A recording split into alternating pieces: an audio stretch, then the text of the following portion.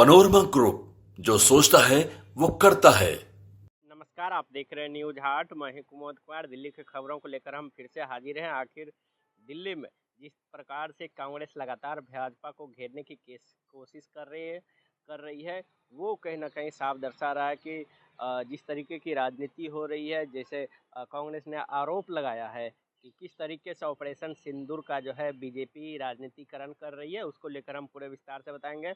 और दूसरी सबसे बड़ी खबर यह है कि आज जो है आम आदमी पार्टी ने आरोप लगाया है किस तरीके से बीजेपी के ऊपर की इन्होंने जो 14 जिला अध्यक्षों की घोषणा की है उसमें जो है एक भी पूर्वांचली नहीं है। और तीसरी सबसे बड़ी खबर यह है कि आज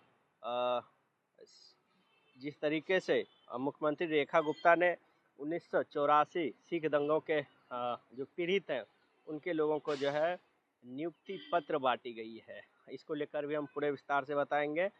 और सबसे पहले हम बता देते हैं कि कांग्रेस ने किस प्रकार से मोदी सरकार पे हमला बोला है। सबसे पहले हम बता दें कि कांग्रेस ने 4 सवाल पूछे हैं प्रधानमंत्री मोदी से, बीजेपी से। उन्हें साफ कहा है कि पूंछ, गंदरवाड़ और गुलमर्ग और पहलगाम के आतंकियों का क्या हुआ, पाकिस्तान से सीज फायर जो है किन शर्तों पे हुई, और हाफिज सईद और मसूद अजहर जो है यह बचकर कैसे निकल गए जैसे आपने स्ट्राइक की थी।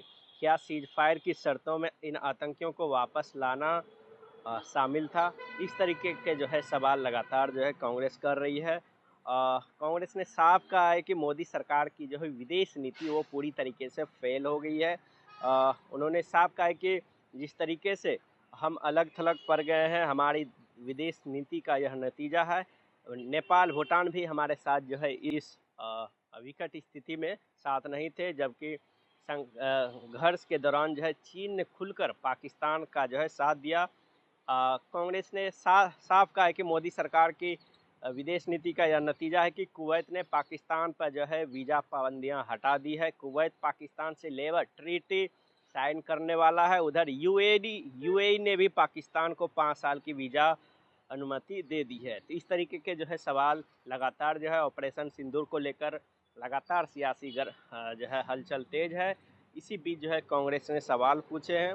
साथ ही उन्होंने ईरान को लेकर भी पूछा है कि ईरान ने कल खुलकर कहा कि पाकिस्तान आतंक को शरण देता है, जबकि मोदी सरकार के ट्रोल्स ईरान के बारे में भद्दी टिप्पणियां करते हैं। यानी लगातार जो है ईरान के बारे में कई वीडियो आपके सामने आए होंगे, इसको लेकर कांग्रेस ने हमला बोला है।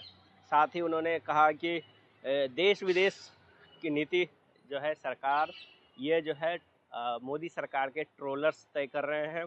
कांग्रेस ने साफ कहा है कि केंद्र की विदेश नीति ट्रोल्स तय कर रहे हैं। वो कभी इस्लामाबाद तो कभी कराची में हमला और कब्जा करवा देते हैं। मोदी सरकार को ट्रोल्स चला रहे हैं, वही इंस्पायर कर रहे हैं और वही जो है ऑपरेट भी कर रहे हैं। इसका रिजल्ट सबके सामने है।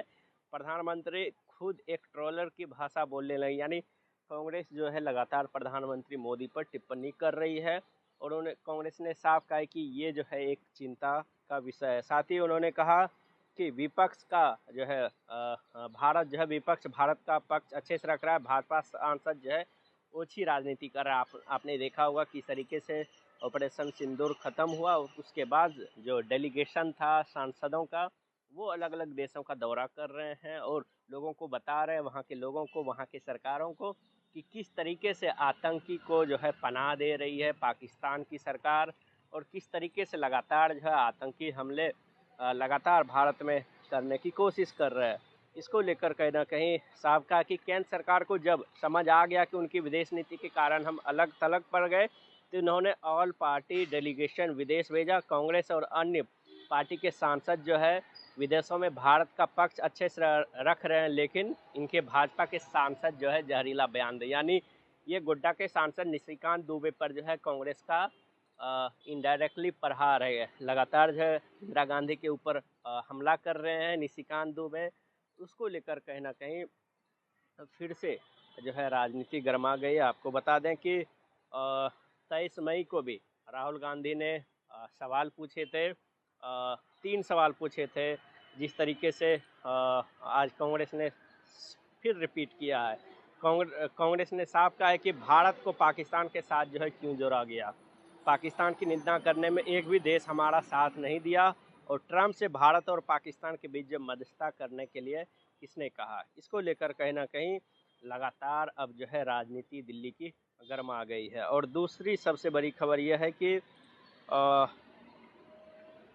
दिल्ली में जो है अवैध बांग्लादेशी को जो है दिल्ली पुलिस ने जो है गिरफ्तार किया। आपको बता दें कि 92 बांग्लादेशी को जो है दिल्ली पुलिस ने अरेस्ट किया है, और ये सब जो अवैध तरीके से दिल्ली में रह रहे थे। पुलिस के मुताबिक जो 26 दिसंबर 2024 अब तक 142 बांग्लादेशियों को हिरासत में लिया गया है। पुलिस ने बताया कि पिछले साल से ही अवैध प्रवासी की जो है धरपकड़ जारी है। दक्षिण पश्चिम दिल्ली के एसपी जो है सुरेंद्र चौधरी साहब का कि अभियान के तहत जो है सरोजनी नगर, किशनगढ़, सफदरजंग इनक्लेव, वसंत कुंज और उत्तर दक्षिण कापासेरा, पालम गांव, दिल्ली छावनी और सागरपुर जैसे इन क्षेत्रों में बांग्लादेशी नागरिकों को जो है हिरासत में लिया गया है। यानी लगातार जो है बांग्लादेशियों की धरपकड़ अभियान जो है दिल्ली पुलिस ने तेज़ कर दिया है। और तीसरी सबसे बड़ी खबर है कि फिर से पूर्वांचल बनाम दिल्ली में फिर से राजनीति शुरू हो गई है। आपको कल ही मैंने बताया कि दिल्ली बीजेपी ने अपने जो संगठन के जिले हैं 14, उसको लेकर जो है एक जिलाध्यक्षों की लिस्ट जारी की थी। इसमें जो है 14 जिलाध्यक्ष थे, और इसमें साफ कहा गया कि इसमें जो है पूर्वांचल नहीं है। हालांकि बीजेपी ने साफ कहा कि एक पूर्वांचल चेहरे है जो यूके चौधरी है, लेकिन बीजेपी के ऋतुराज झा जो है ऊपर जो है लगातार आरोप लगा रहे हैं। जो आम आदमी पार्टी के नेता है, उन्होंने साफ कहा कि बीजेपी ने फिर प्रमाणित किया कि पूर्वांचल विरोधी है। यानी पूर्वांचल के एक भी चेहरे नहीं आम आदमी पार्टी के तरफ से कहा गया है। कल ही बीजेपी ने 14 जिला अध्यक्षों की घोषणा की थी, लेकिन एक भी पूर्वांचली को नहीं बनाया गया। इन लोगों की जो है हीन भावना से पूर्वांचलियों को देखी जाती है। इसके एवज में बीजेपी ने भी पलटवार किया। साफ कहा है कि जिस तरीके से चुनाव में पूर्वांचलियों के वोट अरविंद केजरीवाल लगातार कटवाए जा रहे थे, इसको लेकर कहीं ना कहीं फिर से राजनीति दिल्ली में गर्मा गई है। और चौथी सबसे बड़ी खबर है कि दिल्ली की मुख्यमंत्री रेखा गुप्ता ने जो 1984 के सिख दंगे के पीड़ित हैं उनको जो है आज नियुक्ति पत्र बांटे। जो पीड़ित परिवार है उन्हें उन्होंने साफ कहा है कि 1984 के दंगे में जितने लोगों का कत्लेआम हुआ, कांग्रेस और आम आदमी पार्टी ने कभी भी इन लोगों को अधिकार नहीं दिए। इन्होंने पिछली सरकारों के लोगों को किसी भी प्रकार का सहयोग नहीं दिया। यह प्रधानमंत्री मोदी के कारण ही सिखों को जो है सहायता मिल रही है। अब प्रधानमंत्री मोदी के मार्गदर्शन में दिल्ली सरकार ने इन सिख परिवारों को जो है 125 लोगों को जो है नौकरियां मिल गई है। उन सिख परिवारों के साथ जो है लगातार मुख्यमंत्री रेखा गुप्ता कह रही कि हम उनके साथ लगातार खड़े हैं। साथ ही जब नियुक्ति पत्र बांटी जा रही थी, इस दौरान जो है जो सिख चेहरे हैं और कैबिनेट मंत्री हैं दिल्ली सरकार के, पर्यावरण मंत्री मनजिंदर सिंह सिरसा, इन्होंने साफ कहा है कि हमारी सरकार 1984 के सिख दंगे के पीड़ित परिवार को एक एक परिवारों को जो पीड़ित है उन्हें सरकारी नौकरियां दी जाएगी। सरकार की ये वायदे में था। तो कहीं ना कहीं लगातार जो है इस तरह की जो है लगातार हम न्यूज़ हाट के माध्यम से खबरें देते रहते हैं। तो आज के लिए बस इतना ही। तब तक देखते रहिए न्यूज़ हाट। धन्यवाद।